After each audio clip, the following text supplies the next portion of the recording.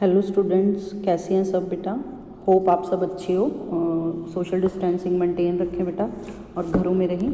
आज हम जो हमारा बिजनेस इन्वायरमेंट है उसका हमारा टॉपिक चल रहा था बेटा क्लास में, growth and performance of public and private sector. तो वो कवर करने जा रही हैं। हमने क्लास में पब्लिक सेक्टर की ग्रोथ है जो वो कवर कर ली थी, उसकी परफॉर्मेंस एंड ग्रोथ कैसी रही है। उसके बाद एक टॉपिक जो है प्राइवेट की देखने के पहले के प्राइवेट सेक्टर की ग्रोथ परफॉर्मेंस कैसी रही है। एक है डिसइन्वेस्टमेंट, क्योंकि हमने जो पब्लिक सेक्टर की ग्रोथ एंड परफॉर्मेंस है उसमें इवैल्यूएट किया और पढ़ा कि गवर्नमेंट की जो परफॉर्मेंस है उतनी अच्छी नहीं रही पब्लिक सेक्टर की, इसलिए उसकी वो डिसइन्वेस्टमेंट करने की ज़रूरत पड़ी। तो बेसिकली डिसइन्वेस्टमेंट है क्या है? तो डिसइन्वेस्टमेंट एक तरह का होता है कि जिस चीज़ में आपने पैसा इन्वेस्ट किया है अगर आप उसमें से अपना पैसा निकाल लो तो उसको हम डिसइन्वेस्टमेंट बोलते हैं। तो यहाँ हम पब्लिक सेक्टर के लिए डिसइन्वेस्टमेंट है जो उसको डिस्कस कर रहे हैं। Disinvestment refers to the process of privatizing the public sector enterprises.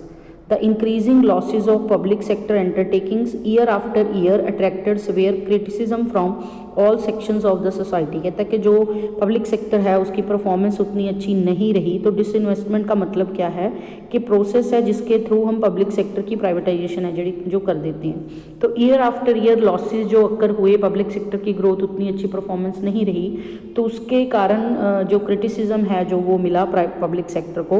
तो इसलिए बहुत सारी इवैल्यूएशंस करने के बाद ये डिसाइड हुआ कि जो पब्लिक सेक्टर है उसकी डिसइन्वेस्टमेंट है बहुत सारे सेक्टर्स में, जो प्रॉफिटेबल यूनिट्स नहीं चल रही हैं या सिक यूनिट्स चल रहे हैं उनकी कर देनी चाहिए। तो कॉन्सिक्वेंटली एक कैंपेन है जो किया गया, reassess the role of public sector from various quarters had compelled the government of India to reduce the share of public sector in economic growth and development of the country. तो reassess किया गया कि role है जो public sector का कैसा रहा है, क्वार्टरली उसकी रिपोर्ट्स बनाएगी। तो इन रिपोर्ट्स को देखते हुए गवर्नमेंट को कंपेल किया गया होना पड़ा कि रिड्यूस किया जाए पब्लिक सेक्टर का जो रोल है इकोनॉमिक ग्रोथ एंड डेवलपमेंट में। तो the process followed by the government to reduce the role of public sector is known as disinvestment. तो जो प्रोसेस उसने फॉलो किया कि किस तरह से गवर्नमेंट का रोल है जो वो इकोनॉमिक जो सेक्टर्स हैं, एंटरप्राइजेज हैं, उनमें से निकाला जाए, रिड्यूस किया जाए, तो उसको हम क्या बोलते हैं? डिसइन्वेस्टमेंट बोलते हैं। The process of shifting ownership and control of public sector enterprise from government and to private hands तो is known as disinvestment। तो शिफ्ट करना ओनरशिप एंड कंट्रोल जो पब्लिक सेक्टर के हाथ में था उसको प्राइवेट सेक्टर में, that is called disinvestment. In this process the government has started to sell their equity holdings to public sector undertakings to the private houses. Private houses को उन्होंने अपनी जो पब्लिक होल्डिंग थी, उनके शेयर्स की equity holding थी जो वो उन्होंने डिसइन्वेस्टमेंट करके उनको ट्रांसफ़र करनी शुरू कर दी।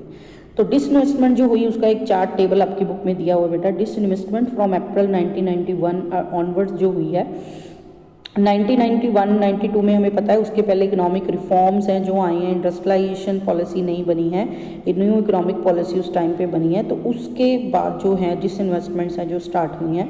तो जो गवर्नमेंट है उसने 2500 करोड़ की जो है प्लान की थी, टारगेट की कि इतना पैसा हम डिसइन्वेस्टमेंट है जो करेंगे पब्लिक सेक्टर एंटरप्राइजेज की, और एक्चुअल जो डिसइन्वेस्टमेंट हुई उन्होंने रियलाइज़ किया दैट इज़ 3038 करोड़, मतलब 3038 करोड़ रुपीज़ हैं जो उन्होंने रियलाइज़ किए। इट मीन्स जो एक्सपेक्ट किया था उससे ज़्यादा रिलीज़ हुआ। नेक्स्ट ईयर उससे थोड़ा कम रिलीज़ हुआ। उसके बाद 1993 में 3500 करोड़ सोचे थे लेकिन बिल्कुल भी कुछ भी रियलाइज़ नहीं कर पाए।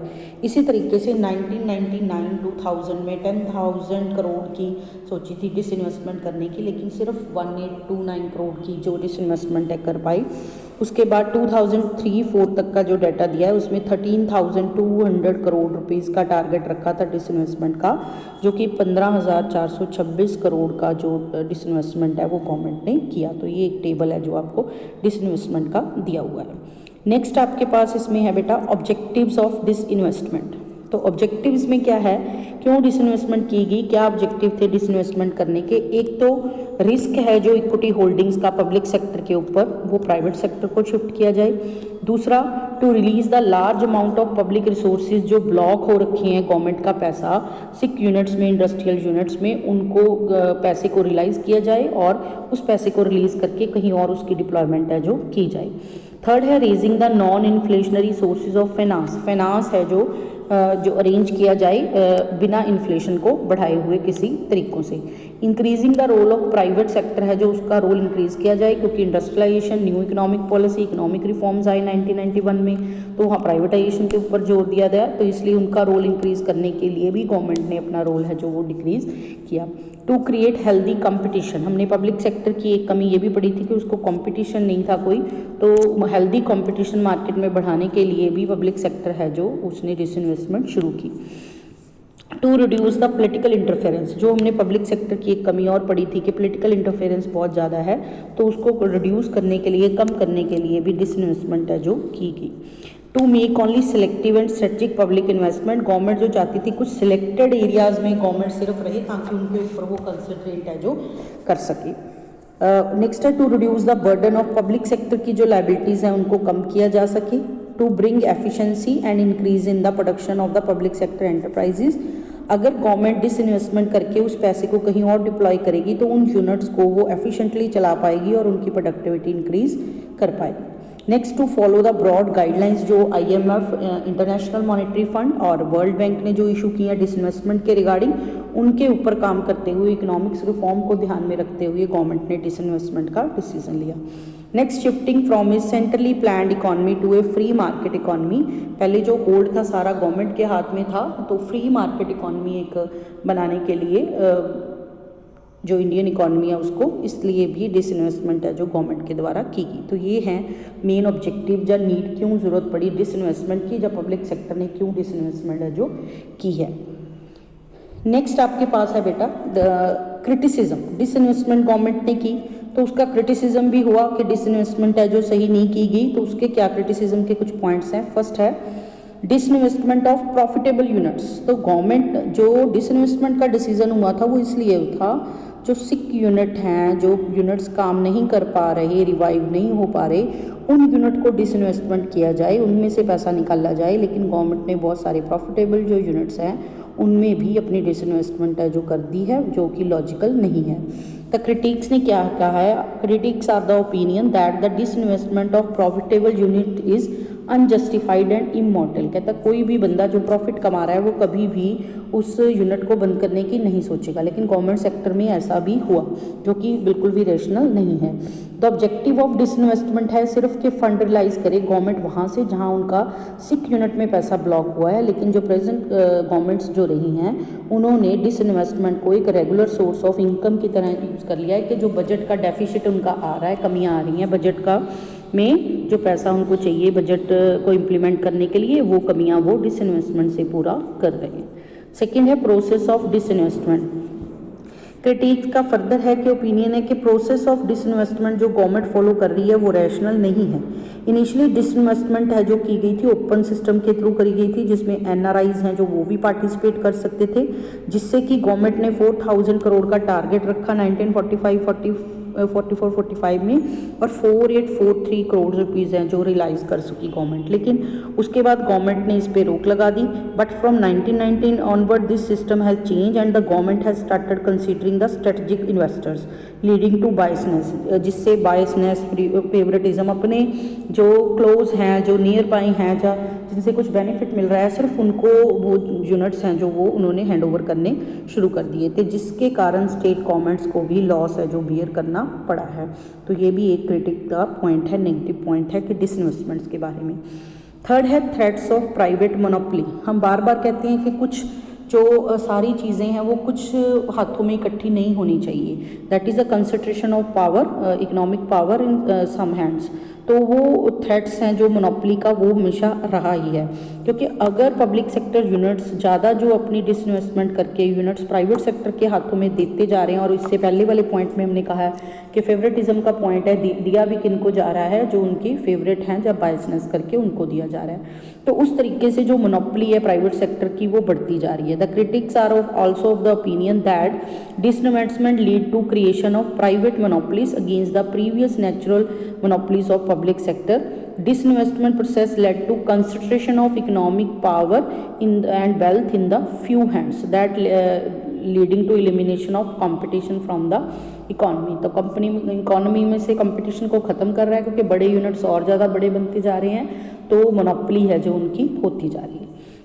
नेक्स्ट है फिक्सेशन ऑफ डिसइन्वेस्टमेंट प्राइस, जो किस प्राइस पे डिसइन्वेस्टमेंट करनी है उसके बारे में भी गवर्नमेंट है जो प्रॉपर ढंग से उसका नहीं एक्चुअल एग्जीक्यूशन है जो उसकी कर रही, इसका भी एक क्रिटिसिज्म का पॉइंट है। Government has not considered the prerequisite that has caused huge amount of losses to the state, जो पहले से उसको चीज़ें ध्यान में रखनी चाहिए उन चीज़ों को ध्यान नहीं रखती। जैसे कि जिस सेक्टर्स में उन्होंने डिसइन्वेस्टमेंट करनी है तो उन सेक्टर्स को प्रॉपरली डिसइन्वेस्टमेंट करने से पहले उनमें कुछ सिक यूनिट्स जो हैं उनकी हालत थोड़ी सुधारी जाए ताकि उसको उसके ज़्यादा पैसा है जो रियलाइज़ किया जा सके। लेकिन गवर्नमेंट ने ये नहीं किया, जो यूनिट थे एज इट इज़ उन्होंने सेल कर दिया, उनमें कोई इंप्रूवमेंट करने की कोशिश नहीं की ताकि उनका ज़्यादा पैसा रियलाइज़ हो सके। तो फिक्सेशन ऑफ डिसइन्वेस्टमेंट प्राइस है जो वो भी प्रॉब्लम रही है जिससे लॉसेज हैं जो पब्लिक सेक्टर के बढ़े हैं।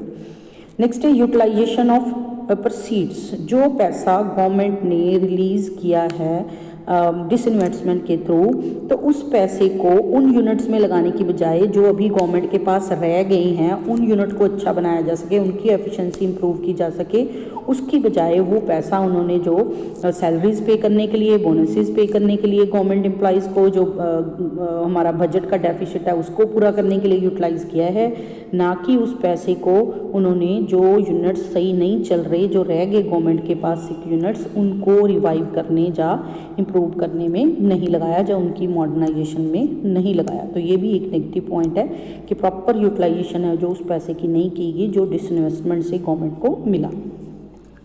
नेक्स्ट है interest of workers and employees, जो डिसइन्वेस्टमेंट पॉलिसी है वो गवर्नमेंट की does not have clear cut plan and procedure for rehabilitation process of workers of the undertakings in disinvestment by the government. जो units disinvest कर दिए government ने, उसके जो एम्प्लॉइज़ थे उनका क्या बना, उसका प्रॉपर प्लानिंग है जो उसके बारे में नहीं की गई। Although temporary rehabilitation is talked about, but their long run interest that they have been if the government dies not exercise the disinvestment process are not given due considerations।